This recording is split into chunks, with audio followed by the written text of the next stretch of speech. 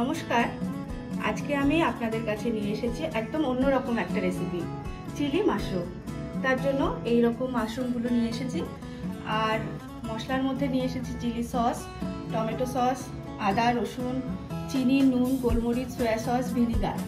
আর সবজির মধ্যে নিয়েছি পেঁয়াজ, ক্যাপসিকাম, টমেটো আর কাঁচা লঙ্কা। আর একটু নিয়েছি কর্নফ্লাওয়ার। প্রথমে মাশরুমগুলো কেটে নিচ্ছি।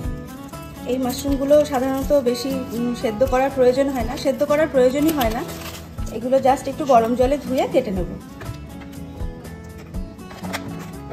ভালো করে পরিষ্কার করে নিচ্ছি। ভালো করে ধুয়ে নিয়েছি, এবার জাস্ট কেটে নেব। বেশি ছোট করব না, এইভাবে দুভাগ করে কেটে নেব।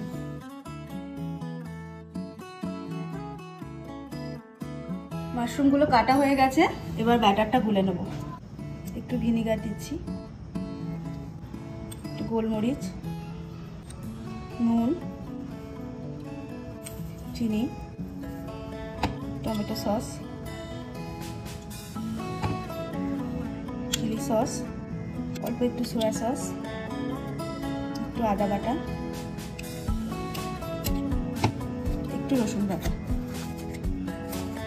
এবার জল দিয়ে গুলে নেব।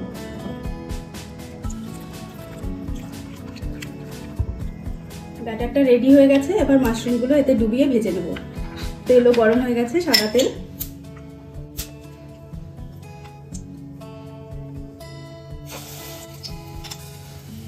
এই মাশরুমটা সেদ্ধ করার কোনো প্রয়োজন নেই।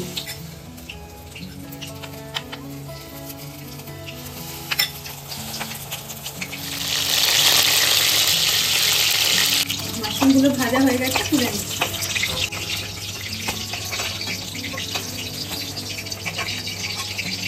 মাশরুমগুলো ভাজা হয়ে গেছে, এবার এই ভাজার তেলেই পেঁয়াজ আর ক্যাপসিকাম দিয়ে দেবো।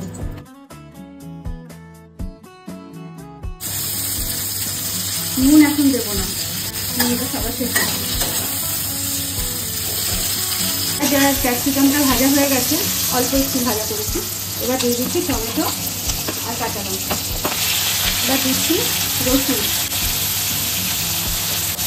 আর দিচ্ছি আদা। এবার এগুলোকে একটু ভেজে নেব। ততক্ষণ সসগুলো রেডি করে পেঁয়াজ রসুনগুলো ভাজা হয়ে গেছে ভালো করে। এবার সসটা দিয়ে দিচ্ছি টমেটো সস, চিলি সস, একটু গোলমরিচ, ভিনিগার। এবার কিছুক্ষণ কষিয়ে নিচ্ছি। এবারে দিয়ে দিচ্ছি স্বাদ মতো নুন। চিনিটাও এখন দিয়ে দিচ্ছি।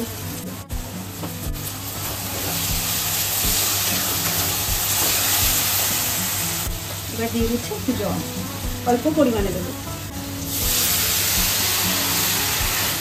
ঝোলটা ফুটে উঠেছে, এবার মাশরুমগুলো দিয়ে দিচ্ছি।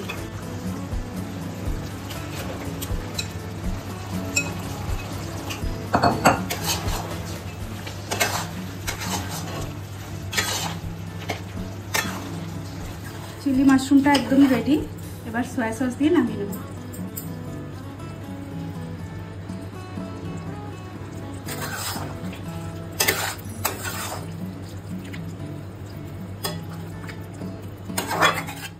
এইরকম আরও ভালো ভালো রান্না যদি আপনারা দেখতে চান, তাহলে আমার চ্যানেলটি বা আমার পেজটি ফলো করুন বা সাবস্ক্রাইব করুন।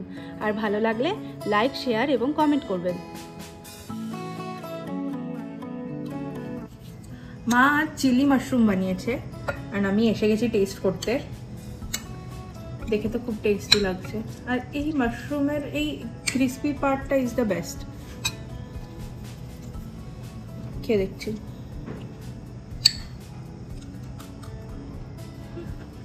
কি গরম!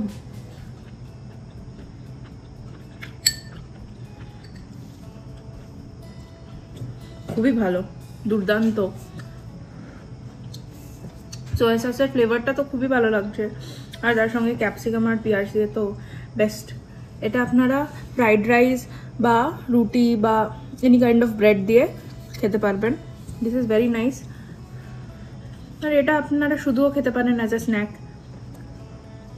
or as a side dish.